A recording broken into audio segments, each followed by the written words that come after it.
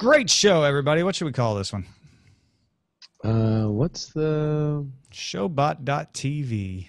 Showbit. Showbit. Showbit. A dish best served mobile. Ooh. The dish ran away with the phone. That's it. That's it. Tinvec and Dark Redeemer joint. Yeah. No. The dish ran away with the phone. I feel like there's nothing better.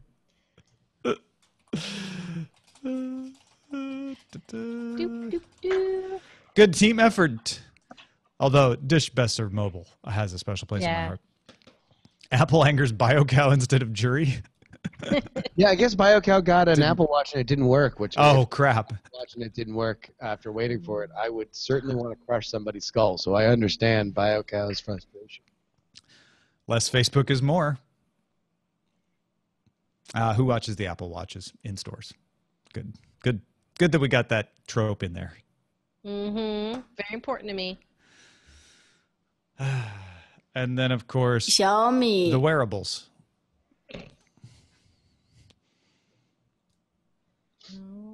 And the ubiquitous stop Pebble time. Every time we mention Pebble time. All right, schedule. Right? Schedule? Or What you got? schedule. In chat room, when you... Oh, there it is. Oh, look at that. I mean, Dish Ran Away with the Phone has two, because it's Tinvec and Dark Redeemer. So we're talking 12 here. Oh, yeah. That's total. Without question the title. Done. Oh, wow. So can't crazy. reach the gavel, but... Crazy rumor. Yeah. Apparently, Bill Simmons deposed ESPN sports magnate, and Jon Yahoo. Stewart Oh, even better. might be launching a subscription website. I had my bets on Yahoo. With special correspondent David Letterman. Yeah. Yes, No, I seriously, that's going to Let's just happen. throw that in.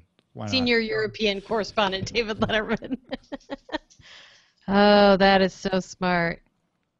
Interesting.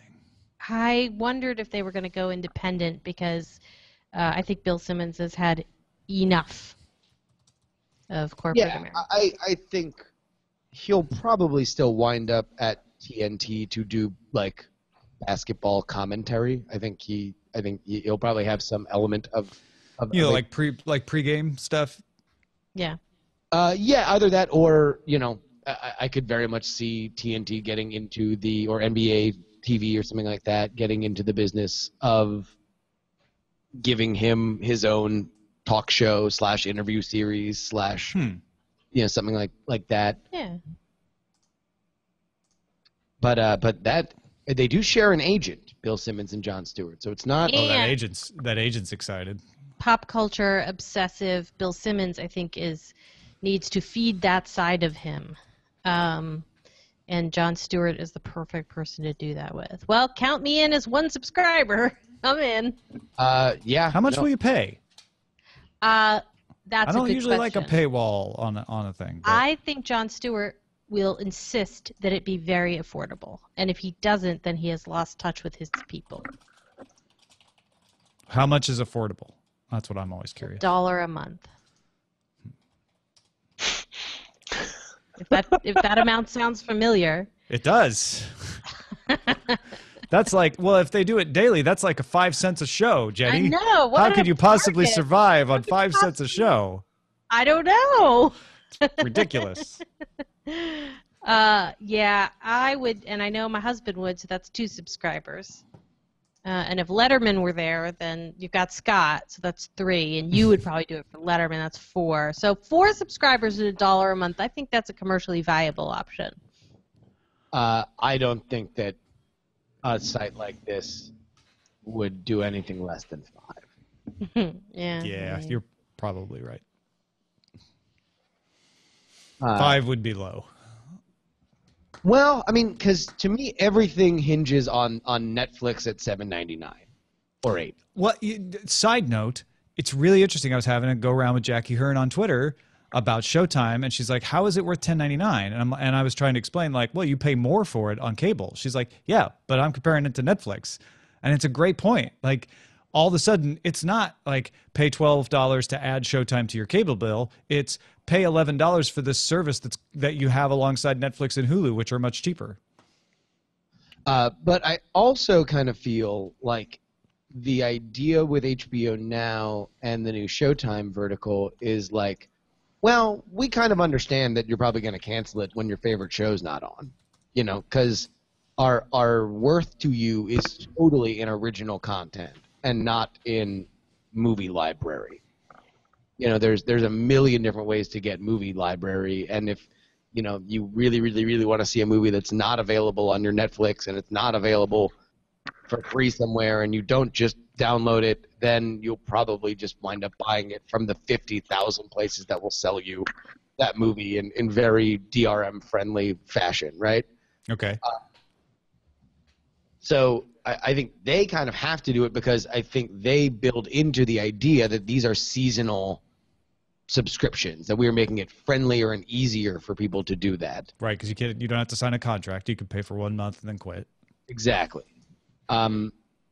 What I think is great about a Bill Simmons-Jon Stewart partnership, although oddly kind of weird to hear their names together, considering they didn't really have a connection before, is that both had either daily or near daily relationships with their audiences. You know, Grantland was a full-fledged up-and-running site, right? And Bill Simmons, between writing, television, and podcasts, pretty much had some kind of interaction with his audience every single day. So these are the kinds of personalities that I think you are used to having some kind of, hey, I'm going to go there every day, and there's going to be some kind of interaction. The question is whether or not Jon Stewart wants to put forth effort every single day after putting forth effort every single day. Yeah, I think that's why I think it's not going to be a totally video and audio.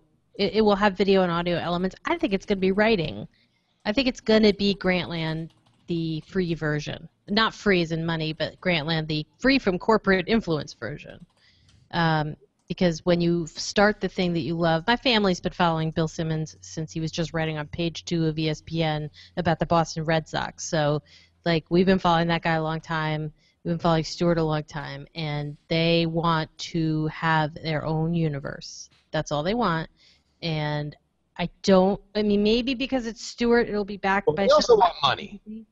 Yeah, well, that's what makes me think it'll be backed by a media entity, but it'll be much more interesting if it's totally not. If it becomes like Louis C.K.'s site, if it becomes like, oh, I don't know, everything that's going on here. I think it'll have venture capital to it, because that was also what the big, whenever you would hear anti-Simmons sources within ESPN before they let him go, it was always like, well, it'll just let him go so he can get his venture capital media and just go do what he wants, is what he wants to do anyway. So I feel like, and that seems more plausible than him, like, you know, going to Bleacher Report or something. Yeah.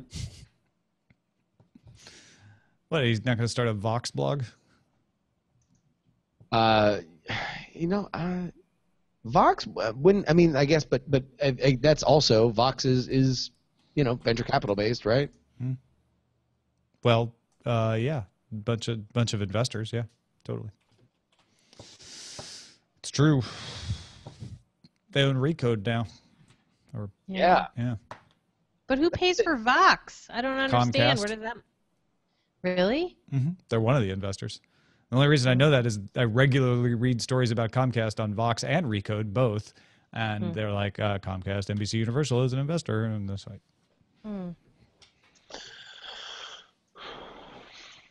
They're a minority investor, though. It's not like Comcast is coming in and telling them what to report. Yeah. Very obviously, if you've read anything from Nilay Patel or anyone else at The Verge. I just lost my train of thought because someone was messaging me, but that's the digital age right there. Gone. It's gone. You just saw it. Multitasking is a lie. Hey, real quick, do you want to talk about this this Apple Watch thing that we were talking about? Oh yeah. So oh sorry, you can't hear that, but I'm testing the video. Okay. It works. Everything's published.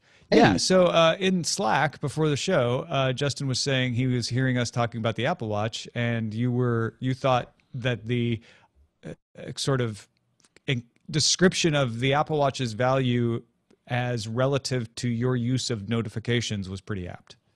Well, so yeah, so we had a conversation. I forget either with FSL or in Hearthstone BattleNet chat about the Apple Watch and where we found it interesting or like sticky in our lives, right? And you found it less so than I did, and in kind of drilling down on why that is, what we kind of hit on is that not only notifications, but I would even go so further to say the front lock screen of your iPhone, like what your relationship to that screen is. Do you find it useful? Do you interact with it? Do you often find it full? Is it often barren? Like, that is, for me, the best barometer for whether or not somebody will find the Apple Watch interesting or useful. I find that front lock screen very interesting. I very often use it for getting on planes. I use it to respond to text messages without getting into the app. I use it to dismiss and archive emails. There's a lot of that goes on for me that now has been made easier and better on the Apple Watch. And that, to me, is the primary function of what, in the base level of the OS, what is interesting about it. I would make it even simpler. I agree with everything you're saying. I would say that, Justin, you travel constantly, and Tom spends a lot of time in his basement. And therefore, that Apple Watch is super useful to you. Wait a minute. Well, that's true. First of all, it's not actually a basement. It's just a lower level. I know. I went for the joke. I'm sorry. But I would say that as a person who's, like, Justin is a constant traveler. Yeah, it's absolutely true. In the air. And so I could see how the watch, you would take to it as an immediate use. Yeah, I mean, certainly. There is an element of that, which by the way, I was having this conversation with Tom while I was in the air flying back from this morning. But I will say that I am also very obsessive about, or I try to be at my most productive, obsessive about email and about getting back to text messages like fast. That's like a thing that is just a thing for me. And whether or not I am alone in a hotel room or alone in a very spacious, well-decorated basement, if I might say. You don't have to sugarcoat it. To be able to talk to my watch in a way that's not going to embarrass me. Whereas, like, if I was in an office, if I was working 9 to 5 in an office, I would have far more opportunity to be like, oh, no, like, responding to things very quickly, especially with voice to text, which I found very useful and actually very accurate, is not a thing, because I'm not going to be in a cubicle saying, like, yeah, give me the broccoli. Boop. I think that's part of it, and I think people who use notifications, I mean, people who travel a lot and move around will need to require on notifications more. I think that's kind of what Jennie was pointing out. But at the same time, there are just different styles. There are people, as I think when I was talking to you about it, who have their email notifications on and their phone dings every time they get an email. That would drive me nuts. Yeah. I want as few notifications as possible. And that's the thing. I'm one of those guys. Like, I would rather see emails come in, so all the ones that I need to get out of my life, I can dismiss at a glance. Ooh. As opposed to, like, having them pile up, and then I have anxiety about dealing with a gigantic pile of emails. We got legit breaking news here. U.S. government agencies hit by massive breach affecting federal personnel data. Uh-oh. It's a BBC News thing. Just popped up on my phone as a notification. Uh-oh! Oh, boy. Tag it in there. I think that's all they got, though. Just one line. Yeah, there's no story associated with it. It's that fresh. Yeah, I didn't see it in Twitter during the show. No, it just Yeah, it just popped. on my notifications. I do have breaking news as a notification because that's something I actually feel like that's legit. Like I need to know that. Yeah, in general I doubt. So I need every email because I know it will be personally relevant to me because of course proximity is newsworthiness, and you can't get any closer to me than my own email. What I do doubt is breaking news judgment because I very often find that very frustrating. I am very careful about who I allow to give me breaking news. I have CNN breaking news turned on my iPad, and I keep meaning to turn it off because, wow, do they alert me about things I don't care about. BBC is pretty good. BBC World Service. They invented an entire accent for that. It's 25 minutes past the hour. Yeah, it was a bit. Genocide in Africa today. That's every BBC World Service report. That's not true. Its petrol station exploded. Yeah, no, you're right, Roger. They actually created the BBC accent to be as massively appealing and authoritative as possible, right? And it's funny, that's what people associate as a British accent. Like if you associated like a newscaster accent, like what they consider the non-accident American tone, to be like no one talks like that except your newscaster. It's an obnoxious one too.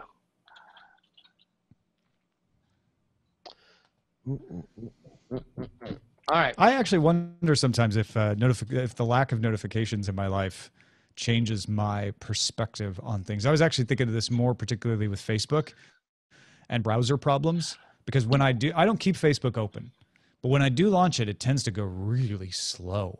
And I'm like, wow, this would just be eating up all kinds of memory cycles and power cycles and bandwidth if I just left it open. And I wonder if that explains a lot of people's issues with certain software. I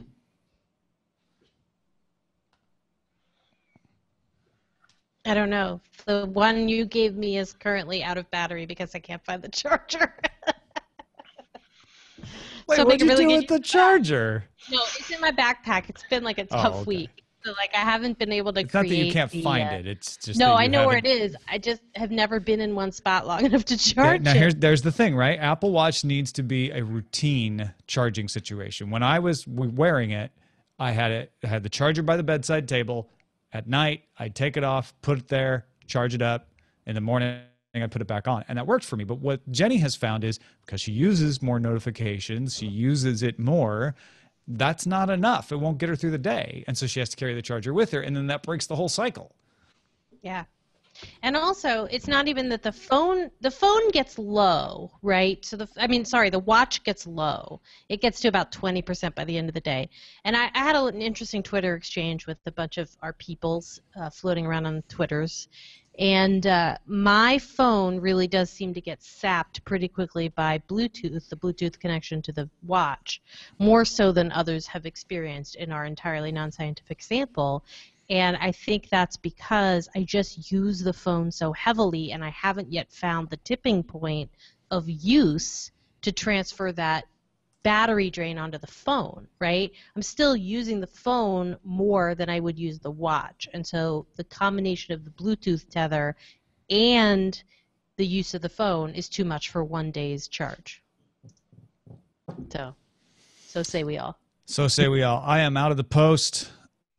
Stay tuned, folks, for the Giz Wiz today, immediately following the Simmons Stewart strategy live chat filled with unintelligible basketball references, Shawshank Redemption glorification, and outrage at the ineffectiveness of the political system. Good night.